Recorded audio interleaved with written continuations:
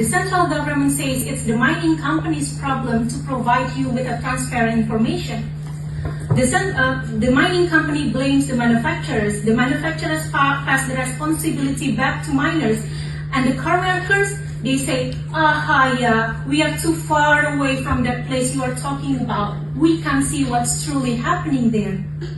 Yet, in these past 3 days here in Paris, France, so far away from my hometown, I have seen something different, remarkably different. I've seen actors from a crowd across the world united by the passion for improving the situation, which is so unfamiliar to my past experiences.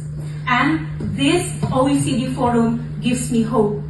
I only wish the same passion could be continued in Jakarta, in Sulawesi, in Halmahera, and in Papua, in the places where nickel pits are wide